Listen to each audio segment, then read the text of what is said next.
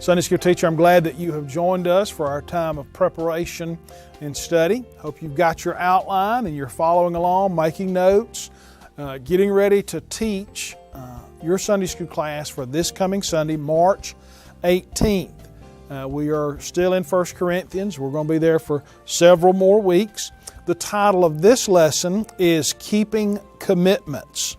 And the point of this lesson, what we want to have happen in the lives of the people who will be in our group, is this: that believers honor God by keeping our vows related to marriage and purity. So this lesson is going to be about what Paul addresses in the area of marriage. We know that God designed marriage to be a lifelong, loving relationship between a man and a woman. In order for marriage to function as God intended, a husband and a wife must make and keep promises to God and to each other. Marriages do need encouragement to hold firmly to the biblical commands related to sexual purity. In this session, in these verses that we're going to look at, 1 Corinthians chapter 7, the first 13 verses there, in these verses, Paul addresses the questions that the Corinthian believers had asked regarding divorce and remarriage. And what Paul says is that Christians are to obey God's demand for sexual purity before marriage, and they are to obey God's commands in regard to faithfulness to one's spouse in marriage. So let's look at these verses. Verses 1 through 7, there we see marriage and intimacy. Now, in response to the matters you wrote about, it is good for a man not to use a woman for sex. But because sexual immorality is so common, each man should have sexual relations with his own wife, and each woman should have sexual relations with her own husband. A husband should fulfill his marital duty to his wife, and likewise the wife to her husband. A wife does not have the right over her own body, but her husband does.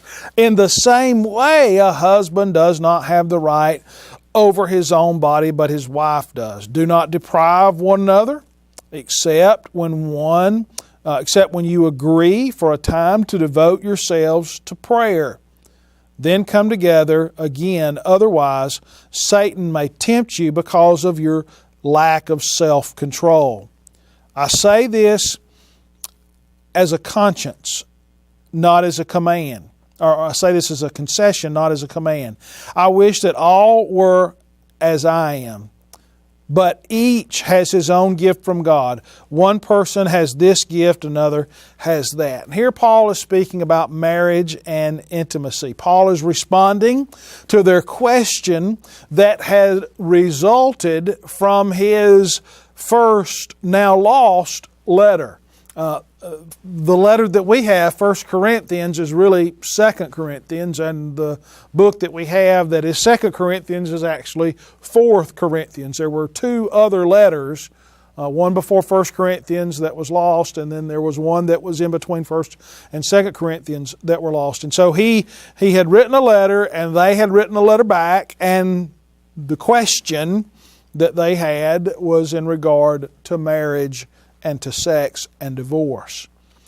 Some were promoting an extremely ascetic lifestyle as believers. And what they're saying is that we should not have anything to do with sex or marriage or anything like that. Paul stated that marriage was the proper context for mutual sexual fulfillment. He wanted spouses to meet each other's needs and to protect each other from sexual temptation. That's what we see in verse 1. In verse 2, we see that the city of Corinth was a place where there were very little morals. We know that sexual desires is a gift from God. Yet for wise and beneficial reasons, God confines sexual intimacy within the marriage bound. And then in verses 3 and 4, he talks about marital duty. And now this marital duty is not a negative. A lot of times when we see the word duty, we think of the chores that we had as kids and maybe the list that we had to do in order for us to get our weekly or monthly pay from our parents, our allowance. And we saw duty as a negative. This word, when he uses this, is not a negative term. He's just talking about the responsibility that a husband and wife have to each other. In these verses 3 and 4, they would not have been surprised by what Paul said about the responsibility of the husband over his wife's body.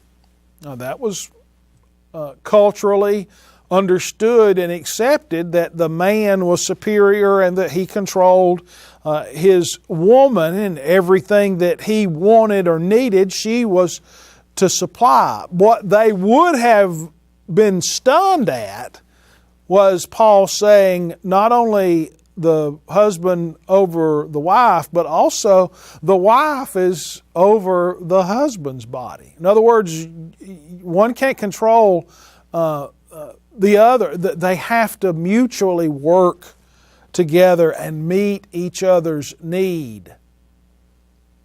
Both husband and wives are to commit themselves to meet the needs of their spouses in mutual love. He goes on in these verses, in verse 5, he says, withholding sexual relations as a form of punishment or emotional manipulation violated the commitment of mutual love between a husband and a wife. Paul was saying, don't you use sex as a tool to get your way in your marriage. Because what's going to happen is it's going to create possible temptations for one or the other one to engage in sexual immorality. He's saying you've got to meet each other's needs. Sexual desires are there. You have a responsibility. Do not use sex as a weapon.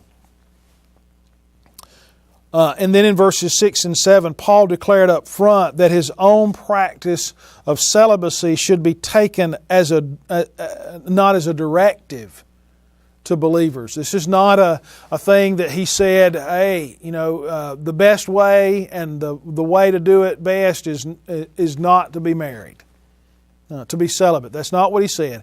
He was saying, it's worked for me, it may not work for you. And that's what he's saying in verses 6 and 7. But he says the point of those verses is about marriage and intimacy. Well, then he jumps into the issue of marriage and singleness in verses 8 through 9. And then he says in verse 8, I say to the unmarried and to the widows, it is good for them if they remain as I. But if they do not have self-control, they should marry, since it is better to marry than to burn with desire. Here in this verse, Paul talks about marriage and singleness. He uses the term unmarried and also the term widowed. He is speaking to older men, not the younger. He's speaking to older men who were formerly married. The unmarried that he is speaking to is not the young men, not the 18-year-old. He is speaking to that man who's now divorced or widowed. He is suggesting that that they remain single. Paul's counsel to them was to remain single, and that went against the culture. The culture was, you're divorced, your wife dies, go get you another one. Paul says, no, you've had your time, you've had your family, now there's some other things you can do. Paul says that getting married during difficult times would add additional hardships. And even remaining unmarried would provide additional opportunities to serve the Lord. So Paul is not speaking to someone who's 16 years old, about to graduate from high school, saying, am I supposed to get married? Paul says, no, don't get married. I'm going to remain single the rest of my life. Paul doesn't say that. He doesn't say that it's a sin to get married. He's saying those older who find themselves later in life, either through divorce or death, not married, he's saying, why not stay that way? It's going to be easier for you, and you're going to have more opportunity to serve the Lord. He goes on there in those verses in verse 9, those who remain single needed to be sure that they are spiritually mature and that they could exercise self-control. And that's what he says in verse 9. There has been a lot of misinterpretation about verse 9, that last statement, it is better to marry than to burn with desire. This is not a reference to hell. Okay? He's not saying that if you have those desires and you can't control them, that you're going to end up in hell. That's not what he's talking about. He's talking about being those burning desires for sexual satisfaction. He's saying it's better for you to marry and have that woman in your life that will meet that need than for you to be promiscuous in your sexual life. He's saying go ahead and find that one wife if you cannot have that self-control. And then in verses 10 through 13 is where he deals with the issue of divorce. Verse 10, to the married I give this command, but and he says, not I, but the Lord. Because remember earlier in the verses, he was saying, this is not a command, this is just something that I would recommend. Here he says, thus saith the Lord. A wife is not to leave her husband. But if she does leave, she must remain unmarried or be reconciled to her husband, and a husband is not to divorce his wife. But I, not the Lord, say to the rest, if any brother has an unbelieving wife and she is willing to live with him, he must not divorce her. Also, if any woman has an unbelieving husband and he is willing to live with her, she must not divorce her husband. Paul addresses the issue of divorce and marriage to non-Christians. This command was not based on his opinion, but it is based on God's Word. God's original design and command regarding marriage was for it to be permanent between a man and a woman. And that's what we see in verses 10 through 11. He says, remain unmarried or be reconciled to her husband. Paul hoped that in time a couple would work through their difficulties and agree to restore their marriage. That should be the goal. When marriage difficulty comes up, when conflict, when hurt and pain come, the goal should be take your time, be reconciled. And then again he says, but not I, but the Lord. Christ had not taught directly about the matter. This is what Paul is saying. He says, here's what I say. Paul reminded the believing spouses that they could have a great spiritual influence on unbelieving mates. Not only the mate, but also the children. So what is it we need to do? We've got the concluding thoughts there, those points that we need to be reminded of, the three things that we need to accomplish in the body of the lesson.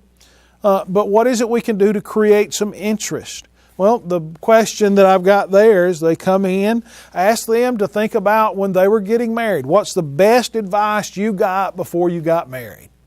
And then also to think about what advice would you give to a couple that's about to get married. So get them talking about those words of encouragement and advice that they got before marriage. And then the concluding thought, discuss as a group what you could do to encourage and develop strong Christian marriages. What is it that your class can do to make sure that those in the class have a strong marriage? What is it they could encourage for the church? So close with thinking about what you can do as a class to develop strong marriages and encourage strong marriages. Well, I'll be praying for you as you teach this coming Sunday. God bless you.